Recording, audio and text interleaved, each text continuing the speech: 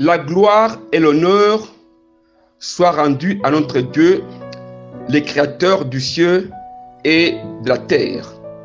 Ce matin, très chers frères et sœurs en Christ, nous voulons partager un thème intitulé « Les rituels de la Sainte Seine ».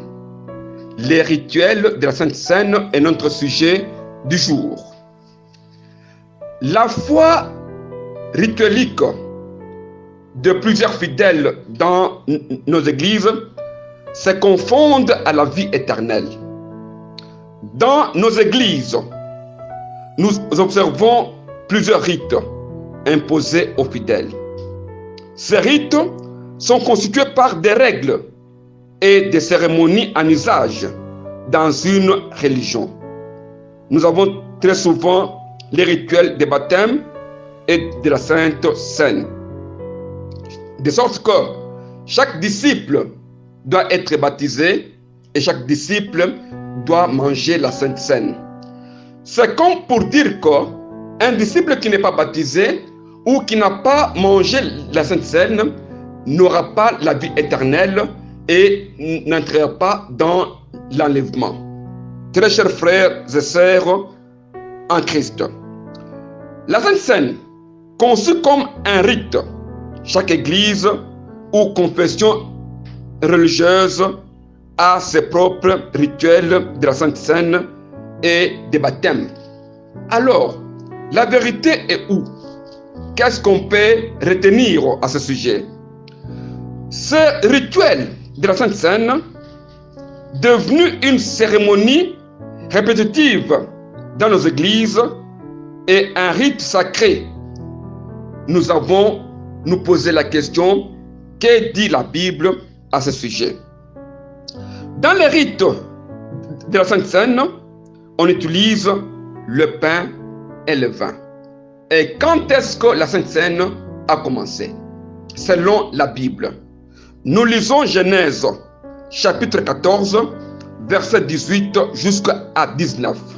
Nous lisons au nom de Jésus-Christ. Melchisédek, roi de Salem, fut apporté du pain et du vin. Il était sacrificateur du Dieu très haut.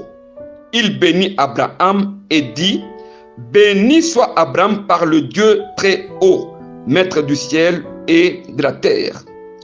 Très chers frères et sœurs en Christ, le pain et le vin furent utilisés pour la première fois par le sacrificateur de Dieu très haut, Melchisédek, qui les apporta à Abraham, vainqueur des 4 rois contre 5. Comme c'est écrit dans Genèse, chapitre 14, verset 9. De même que Jésus a utilisé le pain et le vin pour bénir ses disciples, comme c'est écrit dans Matthieu, chapitre 26, verset 26 jusqu'à 27, nous lisons: pendant qu'il mangeait, Jésus prit du pain et après avoir rendu grâce et donna aux disciples en disant: prenez, mangez ceci est mon corps. Et puis ensuite une coupe.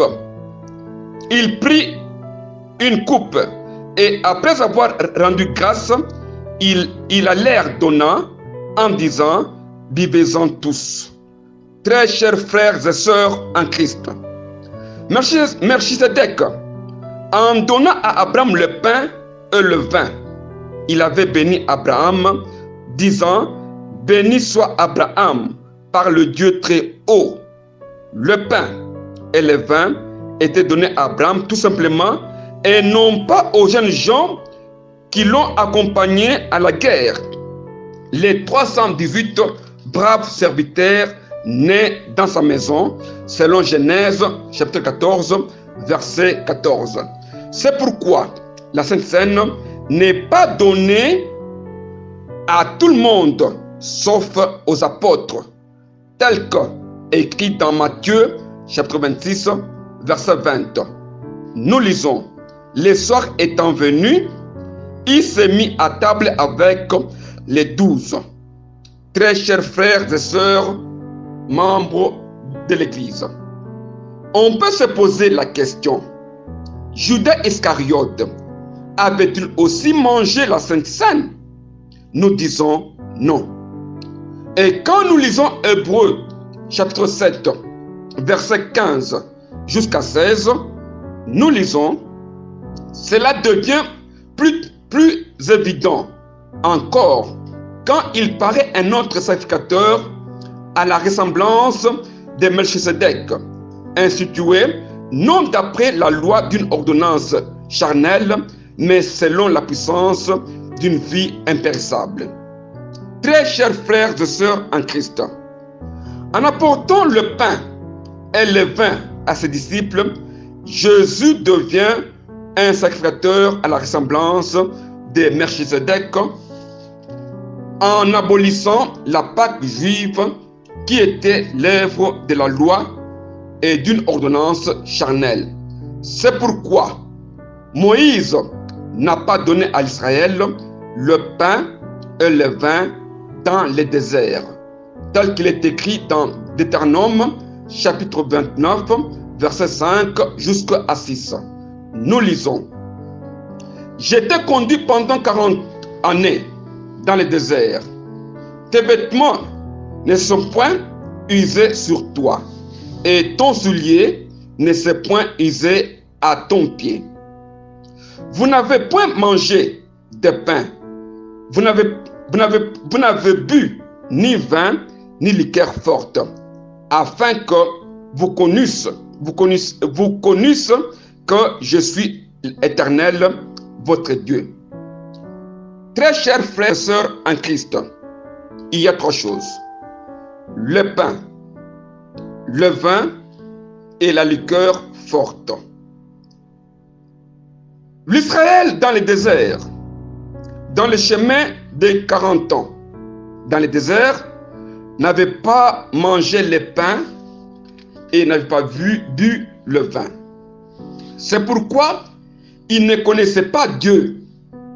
C'est comme pour dire, pour connaître Dieu, il faut manger le pain et boire le vin, comme c'est écrit dans Luc, chapitre 24, verset 30 jusqu'à 31. Nous lisons: pendant qu'ils étaient à table avec eux, il prit le pain et après avoir rendu grâce, il les romput et leur donna. Alors leurs yeux s'ouvrirent et ils les reconnurent, mais il disparut devant eux. Très chers frères et sœurs en Christ, pour reconnaître Dieu, il faut manger le pain, non pas un pain donné dans l'entièreté, mais le pain rompu. Et ce pain est Jésus, selon Jean chapitre 6, verset 48. Nous lisons: je suis le pain de la vie. Très chers frères et sœurs en Christ, dans le passage de Deutéronome, chapitre 29, verset 7, nous avons retenu trois choses: le pain, le vin et la liqueur forte. Sur la table de la Sainte Seine, il y avait combien de coupes? Car nous devons voir le pain, le vin et la liqueur forte. Si nous lisons Luc, chapitre 22, verset 17, nous lisons: et ayant pris une coupe et rendu grâce, il dit: prenez cette coupe et distribuez-la entre vous. Très chers frères et sœurs, membres des églises, la première coupe que Jésus a donnée à ses disciples n'était pas la coupe de la nouvelle alliance. Jésus dit: prenez cette coupe et distribuez-la entre vous. Même Judas Iscariote avait pris cette coupe pour respecter l'unité des apôtres, selon ce qui est écrit dans Jean chapitre 15, verset 17. Nous lisons: ce que je vous commande, c'est de vous aimer les uns et les autres. La coupe de l'unité, c'est la coupe qui, malgré qu'on soit divisé, Malgré que Lot et Abraham s'étaient séparés, quand Abraham avait appris que son frère Lot était envahi, quand Abraham a vu que Dieu devait aller brûler Sodome, il a prié pour son frère Lot. Et quand Abraham a vu que son frère Lot était attaqué, Abraham a pris les armes pour aller sauver son frère Lot. Aujourd'hui, dans nos églises, nous sommes des chrétiens. Dès qu'il y a des divisions entre nous, dès que nous apprenons que notre frère est en difficulté, est en problème, et que Lot est en problème, il est Lot. Abraham n'a pas jugé Lot, mais il est allé sauver son frère Lot et il a prié pour son frère Lot. C'est pourquoi cette coupe de l'unité distribuée là, Judas Iscariote aussi a pris ça, car ses frères disciples ne l'ont pas jugé ou condamné. Maintenant, quand nous lisons Luc chapitre 22, verset 20, nous lisons: il prit de même la coupe après le souper, il leur donna en disant: cette coupe est la nouvelle alliance en mon sang qui est rompue pour vous. Très chers frères et sœurs en Christ, la coupe de l'alliance n'est pas disposée à tout le monde. Judas Iscariote a pris la liqueur forte. Il n'a pas pris la coupe de l'alliance. Selon ce qui est écrit dans Jean chapitre 13, verset 26 jusqu'à 27. Jean 13, 26 jusqu'à 27. Nous lisons: Jésus répondit: celui à qui je donnerai les morceaux trempés. Et ayant trempé les morceaux, il les donna à Judas, fils de Simon l'Iscariote. Dès que le morceau fut donné, Satan entra dans Judas. Très chers frères et sœurs en Christ, le morceau de pain était trempé dans la liqueur forte. Dès que ce morceau fut donné, Satan entra dans Judas. Selon ce qui est écrit en Proverbe, chapitre 31, verset 6 jusqu'à 7, nous lisons: donnez des liqueurs fortes à celui qui périt, et du vin à celui qui a l'amertume dans l'âme, qu'il boive et qu'il oublie sa pauvreté, et qu'il ne se souvienne plus de ses peines. Très chers frères et sœurs en Christ, comme Judas devrait périr, c'est pourquoi Jésus l'avait donné la liqueur forte, et il était devenu fils de perdition, comme c'est écrit dans Jean chapitre 13, verset 30. Nous lisons: Judas, ayant pris les morceaux, s'est hâta de sortir. Il était nuit. Lorsque Judas fut sorti, Jésus dit: maintenant, le Fils de l'homme a été glorifié et Dieu a été glorifié. Très chers frères et sœurs en Christ, c'est au sortir de Judas Iscariote que Jésus va donner la Sainte Seine aux 11 apôtres. Et de même que Melchisedec avait donné le pain et le vin à Abraham et non pas à ses serviteurs. On se poserait des questions. Combien de fois doit-on prendre la Sainte Seine? Pour les uns, chaque dimanche. Pour les autres, pendant les Pâques chrétiennes. La vérité est à quel niveau, très chers frères? La Sainte Seine, qu'on appelle parfois les repas du Seigneur ou la table du Seigneur. Nous lisons Actes des Apôtres, chapitre 2, versets 41 jusqu'à 42. Nous lisons: ceux qui acceptèrent sa parole furent baptisés, et en ce jour-là, le nombre des disciples s'augmenta d'environ 3000 âmes. Ils persévéraient dans l'enseignement des apôtres, dans la communion fraternelle, dans la fraction du pain et dans les prières. Très chers frères et sœurs en Christ, quelqu'un qui a cru à la parole doit persévérer dans 4 choses. 1. L'enseignement des apôtres. 2. La communion fraternelle. 3. La fraction des pains. Et 4. Les prières. On ne dit pas les prières, l'enseignement, la communion et la fraction. La chronologie doit être respectée. L'enseignement des apôtres, la communion fraternelle, la fraction des pains et la prière. Très chers frères et sœurs en Christ, la Sainte Seine veut dire la fraction des pains.